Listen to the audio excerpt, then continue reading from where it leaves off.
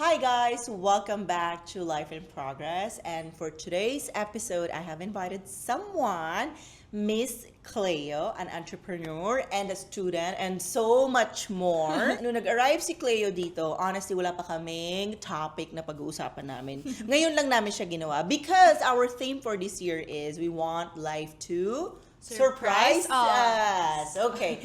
So for today, we are gonna talk about the mistakes, lessons, failures na na-experience ni Cleo. Ako kasi nasa ibang stage na ako ng life ko. Nasa ano na ako eh. Ayoko na ng hustle culture. But it's also very important to hear from someone na nandun sa era na yon. Kasi hindi naman agad naging ganito na ako, di ba? Boundaries, hustle culture. It's just nasa ibang season na ako ng life ko. So you've heard my story. Ngayon naman, si Cleo naman na nasa hustle culture era pa. Dapat lang, kasi 21 pa lang siya di ba? Okay, Cleo, the mic is yours. Wow! So it's 5 lessons, learnings that I encountered in my journey as a business owner. The first one is that I realized, Miss Angeli, na lahat ng tinatakasan mo sa sarili mo, mapipilitan kang harapin pagdating sa negosyo mo. Personally, grabe yung pagka-people pleaser ko. I grew up kasi yung parents ko very strict with us. I love how we are raised. I feel like naging part yun sa kung sino ako. Naging very determined ako. Kasi medyo talagang in-expect sa akin yun ng magulang ko. I'm the eldest. I have Same. 2 younger brothers. And expectation talaga is laging nasa honors, laging top 1, laging ganito. So, ako personally, naging overachiever ako even at such a young age. And reflecting that on my business, it's a bit more difficult because you are leading a team. At mahirap kapag naging people pleaser ka as a leader. Talagang matatabunan ka. Talagang kakainin ka ng buhay. Kasi people take advantage of you. People take advantage of you. And not just your employees, but maybe partners as well. And so now, I feel like I had to learn how to set boundaries. Do you have partners ba in Haraya? Not really, parang investors. Or people but, that you work yeah, with? external, outsourced. Totoo. Kunyari, they will find ways or excuses. Kasi mabait yan. Sige, delay mo na lang. Next week na lang. That's true. Alam mo, may na-encounter ako na parang, lalakihan Markup? yung markup because akala naive ako. Yung mga ganong bagay. Especially kasi bata ako, tapos jolly ako pag humarap. Alam mo yung mga ganong bagay. But then, pwede kang maging masaya, pwede kang maging mabait, pero dapat alam din nila na Firm ka. Yes, and strong ka. And you have boundaries, you can say no. You can say no. Yes. Alam mo, yan ang tinuturo ko sa lahat ng tao. Yun ang Especially sa natutunan mga, ko. lagi naman sinasabi, kaya ka ganyan, Angeli, kasi foreigner ka. Ayan yung mga linyahan lumaki ako. Parang privilege ko daw mag-no. Privilege ko daw maging maldita. Kasi foreigner daw nalulusot ko. No, it has nothing to do with your nationality, with your background. You are allowed to say no. Kasi otherwise, ganyan mangyayari. Diba? Kasi lagi yun yung nililabel sa akin, foreigner ka kasi, kaya it's easier for you. No. The more no you say in your life, the more maging successful ka. Isa sa mga principles ko. I love that. Diba? Kunyari, ang daming opportunities in front of you. Kung lahat yun yes mo, wala na. Hindi mo na alaman yung gagawin mo na uunahin ng isang tao. But, if you know, diba? Okay, no, konting yes na lang yung may iwan. Ganda. I love learning from Miss Angeli, and that's my first lesson that I want to share with our audience. And I just want to add, I'm Yes. very happy nag-uusap tayo. Alam mo yun sa sarili mo na people pleaser ka. Kasi a lot of people deny it. Kasi parang yun yung ano nila na parang, ay mabait kasi ako. Diba? Okay, ano yung second mo? My second one is, wow, this is a very recent learning.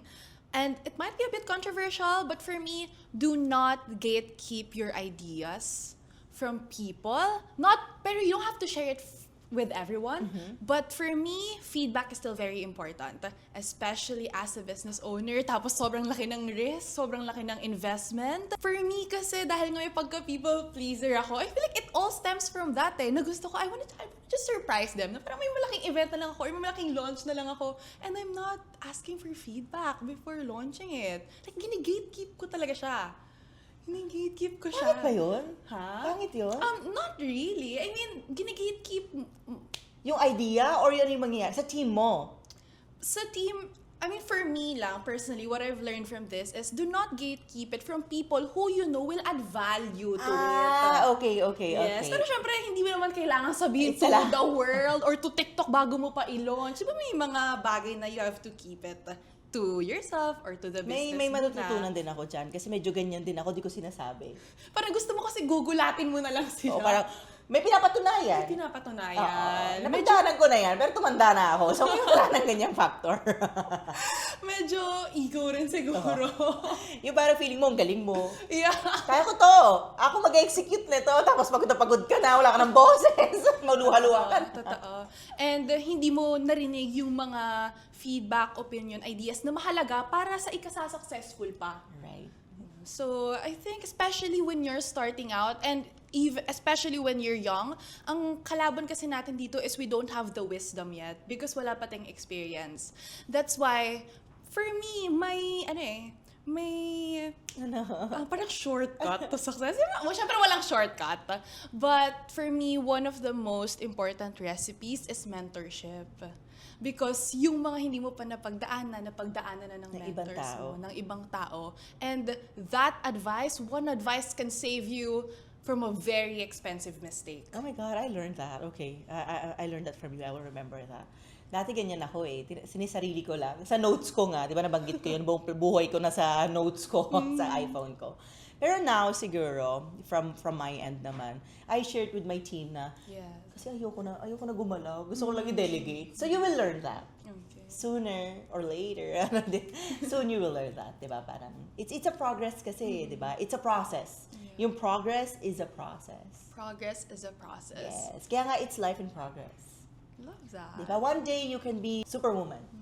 Next day, wala. Cleo ka lang, naka-jogger pants. So number 3, especially when you're slowly building your own team, is that you are not responsible for your employees' lives. Oh my God, thank God, someone finally said that. Miss Angelica, imagine like I just turned 21 and honestly, I felt the weight na parang, alam mo yung nasa isip ko is, yung salary nila, may pinapakain silang 5 Hindi mo yung pamilya. problema.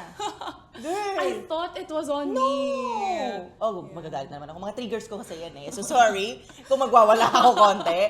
Parang hindi mo problema Meralco bill nila. Hindi mo problema yung bill nila ng tubig, may na-aksidente, may na ganito. Hindi mo problema yun. Kasi hindi ka saint. Ayan, pero hindi. You go ahead. I will give my opinions after. That's Galit so eh, no? Lalo na kung mabait ka nga, you're empathetic. Ako personally, I feel like my empathy is both a superpower, but it can also drag me down if I'm not assertive and if I'm not firm in my boundaries. Tao ka lang, and you're so young. Alam mo, can I go ahead? Yes, of course. So, I'm just gonna give an example lang. We had someone working with us for 2 years. Every time may problema, pamilyadong tao po ako. Lagi yun yung manipulation. One time sinagot ko, bakit? Orphans ba kami? You can't use your family as an excuse all the time to not work, mo yun, late ka lagi, because it's not right. So one time sabi ko, okay, late ang sweldo kasi pamilyadong tao ako. Ginamit ng nanay ko. Then I finally understand, hindi pala nila naiintindihan yung ganung logic. Hindi. They're so close-minded. So when you are an entrepreneur, business owner ka, tingin nila sa'yo walking ATM. You have all the money. Kasi what they see is, kunwari, nagbibill ka na 1 million. Feeling nila, Cleo, sa'yo yun. Yeah. Nasa bulsa mo yun. These people don't understand na may gantong bill ka, may ganyan bill ka. And they don't understand some days, wala natitira sa 1M na yun. It's a very hard skill that we need to learn. That, sorry, work is work. This is our contract. So, alam mo yun, there's entitlement also. Entitlement, manipulation, blackmails. Tapos yung parang feeling nila, yung privilege nila na boss ka, tapos employee sila. Parang dito kasi sa atin, lagi employee yung pinapakinggan. Yung boss, lagi kontrabida. Yeah. That's a very sad reality we live in. Yeah. No matter how good you are, No matter how generous you no, are. you're always the villain. Why? Because you're holding the money. Basta money, leader ka, owner ka, villain ka forever. You can't do anything about it.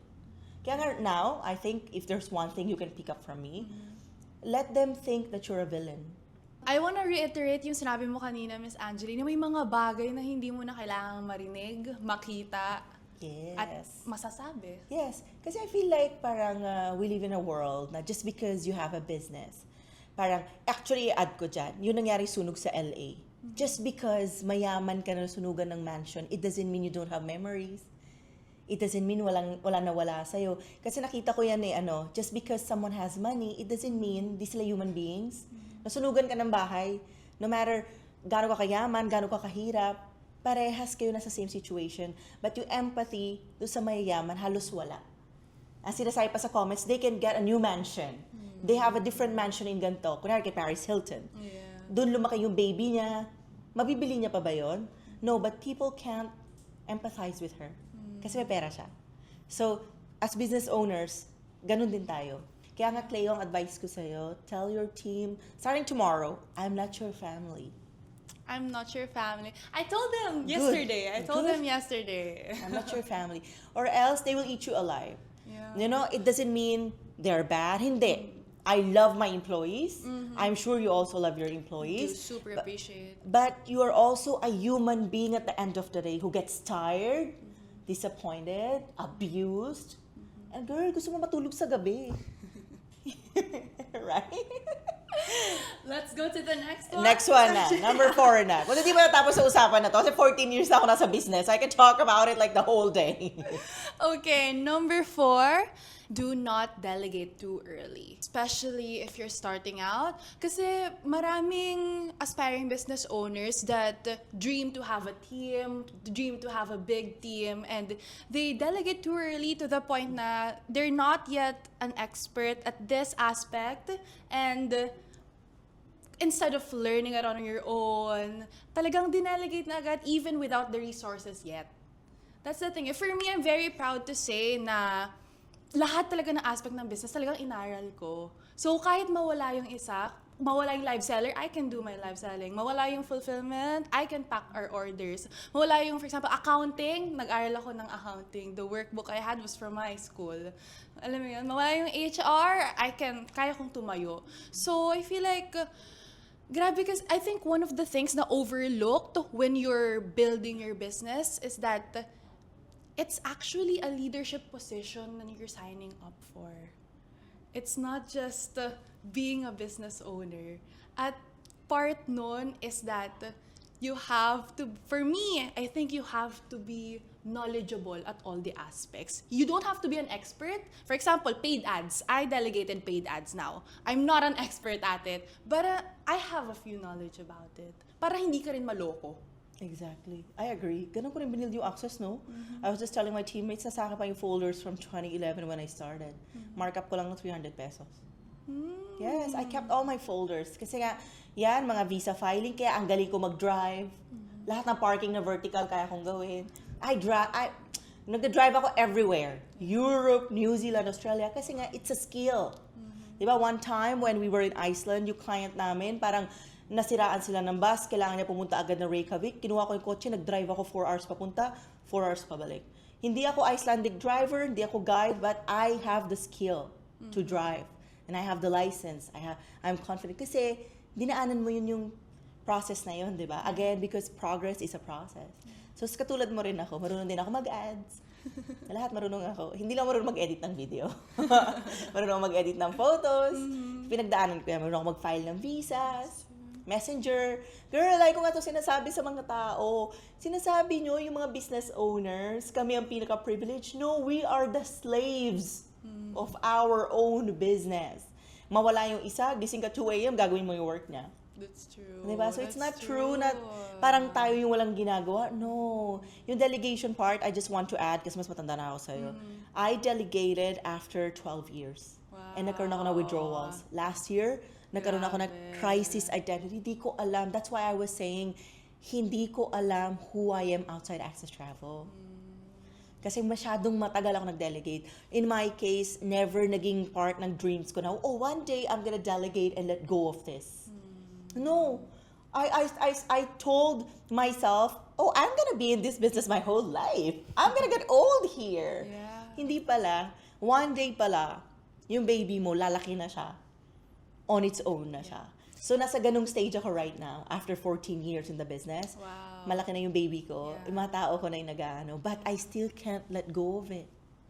Kasi pag binild mo nga yan, from every department, it's gonna be hard. So, you prepare. Parang it's your DNA in every Yes. aspect Ilagay of mo the yan ha, sa business goals mo na one day, you have to let it go.